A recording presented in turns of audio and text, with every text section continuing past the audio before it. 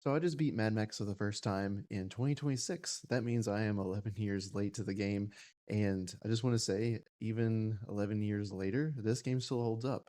It is a good 7 out of 10 video game that I can recommend to most people on a sale. Now, full price right now, sitting at $29.99. I don't really recommend that. But when a sale comes, especially on Steam, you'll probably find it like me for $2.99. So super easy, and I'll get into some details on why I like the game and some of the aspects I did not like. So stay tuned. I'm going to jump right into it. So, to jump right into it, just want to say thank you so much, J Rod Skater, for suggesting this game for me to play.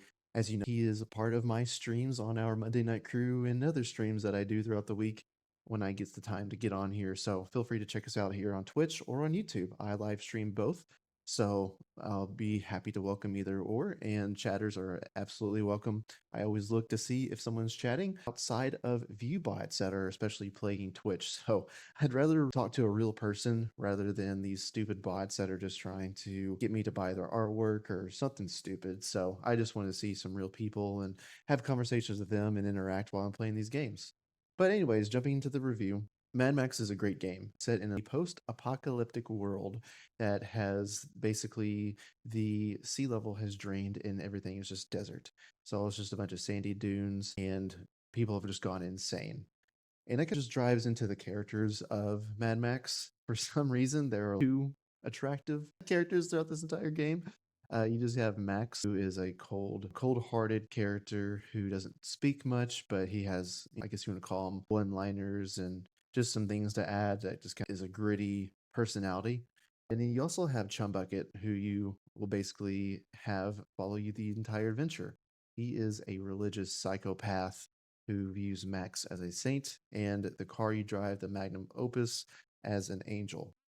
Now, there are two other NPCs that you'll run into that are significant to the story later on.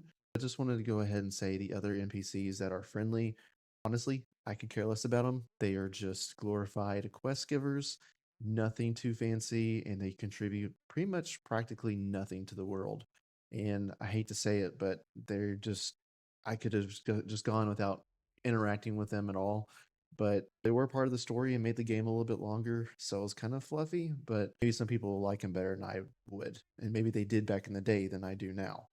And there's other NPCs out in the world, however, they're pretty much all enemies. Any friendly NPC outside of any character with dialogue, you'll find at camps that you liberate, and they are just animation holders. They literally do not interact with the world, they don't really interact with Max, and they for sure don't interact with enemies. For example, I had an enemy drive up on one of the camps I freed, walked in the front gates, past everybody working on base cutting metal and just sawing things, and they attacked me. Well, the enemy attacked me, and no one in the camp started to help. No one threw anything. No one jumped in. No one used their body as a shield for me. Just absolutely nothing. It was kind of a bummer to see that because I think if there was more interactive elements to the game, this would have been a lot more impact to the open world. So I want to jump into the story part of it before I get to the side pieces. Basically, acts 1 through 2 are just fine. They can just build the world and get you introduced to the open world and open environment and how you can interact with it. It's just an introduction to Bucket and one of the stronghold leaders named Jeet, and there's another one. Like I said, I can't remember pretty much any of these names because they are so insignificant and uninteresting. But it's just a good way to get you started. You get to test some of the open world elements, such as the scarecrows, threat levels in each region, which you have to bring down to unlock parts for your car and upgrades for Max. So you have to destroy scarecrows by either blowing them up or just driving into them. There's also sniper towers out in the world, minefields that you'll use the dog to help find those and dig those up. There's hot air balloons to help you go in and scan the region and find your points of interest. There's also there's also scavenging points where you go in and just collect a few pieces of scrap, maybe some history relics or project parts. There is also camps that are scattered around the region that are full with enemies that once you liberate help you generate scrap over time. I think it's like 20 to 30 minutes. But after you get past the second act, you really jumped in. Of course, you go to you will jump into Act 3, and basically with Act 3, you let up with this mission to get your original car back and get to Gas Town where it's located. Because it's just a carcass, you need to get it to basically restore back to life and you have your glory ride back. So Act 3 and Act 5 really turn up the heat and really get pretty interesting. I won't jump in that till later because I want to talk about the other elements before I get into any kind of spoiler territory. So just bear with me on that. So, jumping back into the open world elements, I gotta say, like I mentioned before, the world is desolate. Obviously, it's a post apocalyptic. There's no water, hardly at all. Basically, the world is surviving on dew and humidity to get their hydration. It is really sad to see because it has driven everybody so insane. I will say though, with it being a desert world, it's kind of hard to make something like that beautiful, but it really does hold up visually pretty well. Mind you, I'm on PC, so that does help a little bit there. But the night and day just looks great. There's great landscaping. I don't know how they did it, but they just made it somewhat interesting. They made it somewhat interesting to explore. But I will say the open world is fluffy. If you want to get 100% on this game, you have to do all the side activities, and I cannot recommend against this more. Unfortunately, it is really held by the scavenging points. There are easily over 100, maybe 200 to 300 spots. That could be exaggerating on 300, but it's a lot. And you have to go to each of these points and you have to dig through some boxes. They may have 5 to 10 scrap.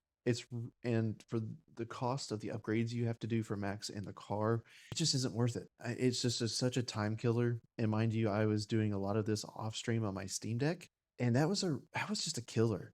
I was getting to the point where I was getting burnt out, and I didn't really want to finish the game until I came back down and started streaming more story, and got through the story that pulled me back in. Now, that's just touching on scrap grind. Each region has its own threat level, like I said before, and you have to bring it down by destroying scarecrows, sniper towers, clearing out the minefields, and the camps. Honestly, the only thing interesting to do is the camps. The camps filled with enemies that you have to fight, and there's this war crier in each camp that basically just hangs on a string and just shouts out just goofy stuff. I think that was pretty entertaining to deal with, especially if you left him alive and killed all the enemies on the ground. He just hangs there and he's all bummed out and he's just like, please don't kill me. He basically begs and pleads for his life. And I just think it's a little cool, small attention to detail there. And of course, you can blow him up. Each time you end him, it's always a explosion carnage for him. So I thought that was a cool little fun thing to add. Each camp also has its own spots to scavenge for scrap and also Scrotus insignias. Scrotus is basically the main evil gang, if you want to call them that you encounter in the first cutscene when you start the game. Doing the side scrapping and insignia destroying is honestly really tedious and boring. That was also burning me out, especially because there was like one piece of scrap and one insignia that was pretty well hidden, I thought, and I couldn't find it on my own, so I would just leave. I have no intention of going back and 100%ing this game, so I probably won't even bother with this. Before I leave the open world, though, there is history relics.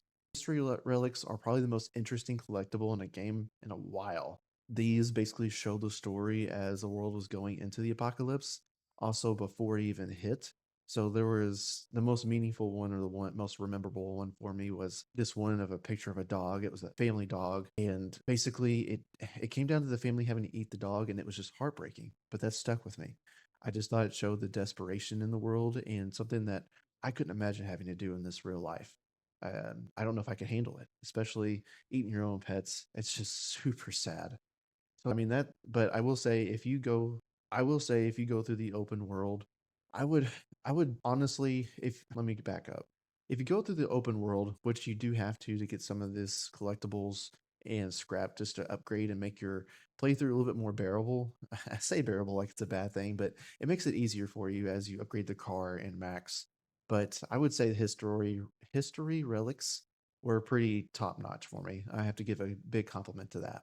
The last piece of the open world were death runs. They are basically races and just challenges for your cars. I absolutely hated this. It was such a pain to go through, and for some reason, it's like the driving mechanic in the game got lost. It doesn't make sense why it did, and it was terrible to go through. I think I did maybe 4, and I had no intention of going back to do those. So I'm glad it's just an option. You're not really forced to, except for maybe 1 or 2 key points in the story.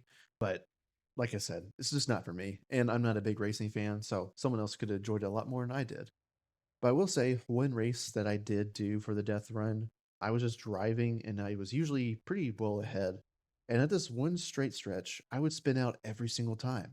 And it would just send me into a rage. And I couldn't figure out why that was. Well, it turns out there's a camp with a sniper on there and he is shooting me while I'm doing this death run. So, why I bring this up is because I just want to give a compliment because the open world doesn't stop when you start an event. The open world is still lived in, there's still enemies out there, and it still interacts with you. And I thought that was a cool, small attention to detail. Whether that was intentional or not, I assume it was. So I just want to give kudos to that. Of course, comes into combat. Of course, there's car combat and hand to hand combat. Both are fine. I'll start with the hand to hand combat because you'll see this a lot more than the car. For some reason, I thought that was kind of ironic, but Mad Max is very skilled with his fists. That's just the best way to put it. And basically you'll find certain enemy types. It's not super varied. You have the basic standard guy that you'll fight. Then you have a guy with a shield, and you have guys that carries around weapons, a javelin thrower that is has a explosive attachment, so the javelin guy will throw the explosives at you to divvy up the combat a little bit. And there's also top dogs. Top dogs, at first, I thought would be pretty cool. Turns out they're actually pretty boring and not very varied. Each top dog camp and some bosses in the game are literally the same guy. They just have a big hammer. They're a bit taller than everybody else, and they're super easy to take down. You just dodge their hammer swing. They'll get off balance. You go up to them, shiv them, or just beat them up from the back, and that's really all there is to it. I will say with that, Mad Max's health is influenced by drinking water, which you have to collect throughout the world in little sparse spots. And other piece about that is you can also eat food around the world. Max has to resort to eating dog food and even maggots out of bodies. It is disgusting. But that's just the kind of world you're in, and I appreciated the desperation for survival. So next would be car combat. Car combat is where you'll see a lot of Chumbucket, who sits in the back of your vehicle, and he has the arsenal for the harpoon and the rocket launcher. Basically, you have a sniper on there that Max uses, but you have to be a standstill to use. It's kind of fun to use. The sniper is pretty fun to use. I enjoyed the sniper. But driving around with Chumbucket, using the harpoon, especially upgraded, was super useful. You can pull off tires, you can pull off armor, doors, or even drivers out of the car. And of course, the rocket launcher can just blow them up, and it's super quick to go through these pieces there. And one of the open world elements that I say for this part is the convoys. There's convoy in each region, and you have to blow up the big bus type of vehicle, and they're pretty much followed by maybe I'd say 6 to 12 cars. It just depends on how far you are in the game. And the harpoon, or not the harpoon, but the rocket launcher was super useful. This it made it pretty quick, but actually pretty fun. It seems on paper that it wouldn't be that fun, but I enjoy doing it. The carnage was satisfying. Actually, I kind of wish there was more car combat because I found that more enjoyable with that. And the car gets its own separate health bar. And of course, as you upgrade throughout the world, once you collect enough scrap, it does help you last a little bit longer. But I will say, I felt like I was driving around a wet napkin half the time. There were some points where I just get rammed on the T-boned, and that would take my health either to half or below half. And if you, of course, run out of health in the car, you have 5 seconds to jump out before it explodes. And Chumbucket has to be the one to repair it, and it takes some time until you get his tools upgraded. So that was kind of frustrating at times because there would be convoys and one car could just dismantle me, even when I was decently upgraded. So I didn't like that, but as I got fully upgraded, it became a lot more bearable. And Chumbucket having the top tier tools was extremely helpful hit there. But gotta say, the car combat was the better piece of this. So, as I mentioned before, Acts 3 through 5 are where this story shines. Basically, when you start out, you have to find a car, bring it back to life using Chumbucket, and then you get introduced to the world, like I said, for Acts 1 and 2. But your main objective is to get to Gastown because the car you lost at the beginning, that you'll see in the beginning cutscene, is located there by Scrotus and his gang, where you think you killed Scrotus and they just took it back to scrap it. But just want to say spoilers going forward from here in case you care, or if you haven't played the game somehow like me. So once you get to Gastown, it's a crazy little town. I'm surprised It's not very hostile to you because the region is well, every corner you turn, there's snipers and you're getting bombed and everything like that. And it was just kind of a pain to go through. But there you'll meet the last two interesting characters, in my opinion, and that is Hope and Glory. They are basically Hope is basically a woman, and her daughter is Glory. Let me restart that part. Dang it. So when you get to Gastown, you'll meet Hope and Glory. They are the last two interesting characters, in my opinion. Hope and Glory were enslaved, and given the type of world and the context, it doesn't sound like a great scenario. It's really sad to see them locked in the cage, and basically Hope pleads for Max to let her out. But Max is so cold-shouldered because in the beginning of the game, you'll see that I think you can infer that he lost his wife and daughter. So it's kind of the same identity crisis with him, and he wants to shut that off because attachment only leads him to pain, and he doesn't want to go through that again. All he cares about is getting his car back and hitting the road, basically. So you'll go forward and you'll basically compete to get your car back. And in a lateral movement, Hope is in the ransom for this. She is used as I don't really know how to put it, but she's used as the eye candy for the races for the psychos out there. And basically, once you complete that, you basically almost buy Hope's freedom. She's able to escape. And during that time, and you're getting your car back, you team up with this woman named Tenderloin. She is a drugged out psychopath as well, and she seemed pretty interesting going into it. But once you complete the mission where she helps you get your car back, you have to fight her and end up killing her. And that's just how her story ends. It really sucks there because I think she could have really been a good character. But once you get your car back, you will meet Stankum, who is kind of like a Leatherface type of person, and then you actually see that Scrotus, who you thought you kill in the first cutscene, is actually still alive. It's kind of predictable, but I thought that was kind of cool just to have him return. And basically, you lose that fight there, and you wake up in a, I guess, makeshift ER where you get a blood transfusion from this guy hanging upside down from the ceiling. It is really weird at that point because I guess the infusion puts you through some kind of the blood transfusion puts you through some kind of hallucination, and it's really trippy where you basically see the ghost of Max's wife and daughter, and that morphs into Hope. So you can get the connection that he's building a relation with Hope, and Glory is a mother and daughter figure, or a wife and daughter figure, that is. And basically, when you come out of it, you see Hope again, and she's pleading for you to get her daughter Glory back. And I didn't mention this before, but there's an airport that you go to earlier in the game, and it was the creepiest mission with this faction called Buzzards. They're not unique; they're literally the same enemies with masks on them, and that their eyes glow red. So you'll return there to get Glory, and then Chumbucket will come with you. And when you return to the airport the second time, he absolutely hates it. He's panicking because it was so scary the first time. So you get there, you find Glory, and you're on the way to bring her back. And the airport starts shifting, and the buzzards are going crazy, and it sends Chumbucket to steal your car and run away with it. So you have to make do with one of the buzzard's cars and get out of there and return to one of the strongholds. There you'll discover that Chumbucket returned to his lair where you first met him, and you have to go back there. Once you arrive, you'll see Stank Gum again, and you'll fight him for the last time and end up killing him. But as you're killing him, he mentions that Scrotus knows about Hope and Glory and the connection that you have, and Scrotus is already there taking care of business, basically.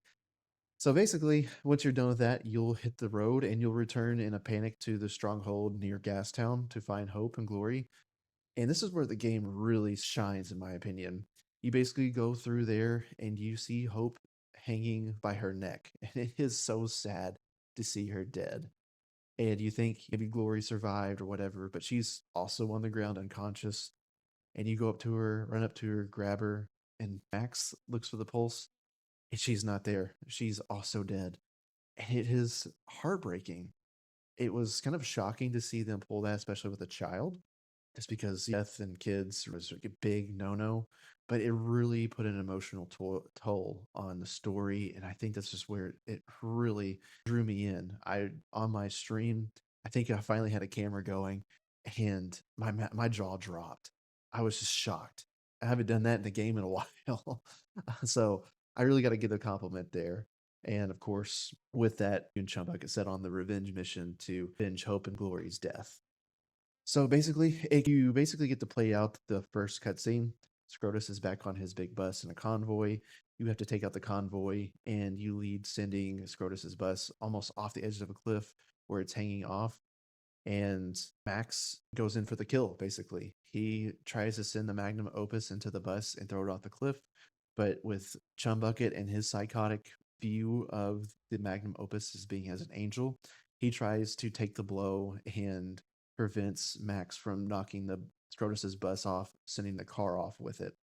So in the meantime, Chum Bucket dies by Max's hands. That actually made me extremely sad as well. I was so surprised because he is such a crazy character and he's kind of annoying, but there's such a charm to him. And it was so sad to see him die. But it did lead to the very last fight, which I thought would be more difficult. But it was actually just like a 5 minute fight, and it was just you throwing the javelins at your old car because Scrotus has it in the basically the hole of his bus there. So he's just trying to run you over. So basically, you just throw the javelins at him, and you destroy.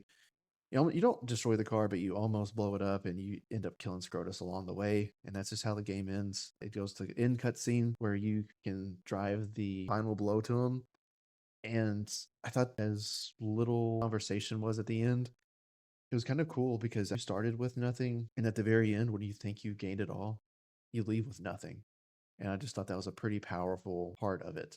So, like I said, that's just where the story really took off there. So that's my review of Mad Max. I know I probably missed some details there. This is the first time I've really made a video like this, and it was pretty fun. I gotta say, it's kind of difficult to turn on the camera and just talk to the camera. I don't know why, because I'm usually a pretty good yapper. I even yap for a living. That's my full, but I for a living, and it's my full-time job. But turning on this camera and just talking to that and just talking with my thoughts is actually a lot more difficult than I anticipated. But as you know, this is a small channel. I'm just doing this for fun. My friend suggested the game and basically just gave me a sense of purpose to play this game for the first time. I had this game on my radar back in the day, and I just didn't do it. And I probably never would have until he told me to do it. And I told him that that was part of my 2026 resolution, if you want to call it, that I basically just wanted to stream. I wanted to create some content.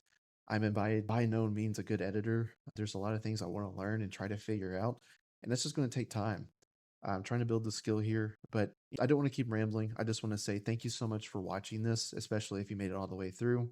If you just came through and just clicked on it, you probably won't see this part, but thank you so much. Even if you didn't stick around and didn't find it interesting to hang around and listen to me. If you put this on just as background noise, thank you so much as well. That still means something to me. I hope that you enjoyed. Please leave a like, a comment. If you want to subscribe, if you want to see more, I'll try to get another video out for some kind of review later down the road or just some kind of long form content. Maybe bring back Let's Plays. Those were something I grew up on and I really enjoyed. And I feel like that's a dying art or dead art. And that by no means would make me popular, but it'd just be nice to have that and go back to, especially maybe for some people wanting that nostalgic trip. But like I said, thank you so much. Feel free to check us out on live streams. Again, we're pretty much fully crewed on Monday, and if I don't have a crew when I stream throughout the week, it'll just be me playing solo. But like I said, if you have any suggestions, drop a comment, especially when it comes to editing tricks or something I can look at to do some more research. I'd be happy to. But I hope you guys have a great day. Thank you.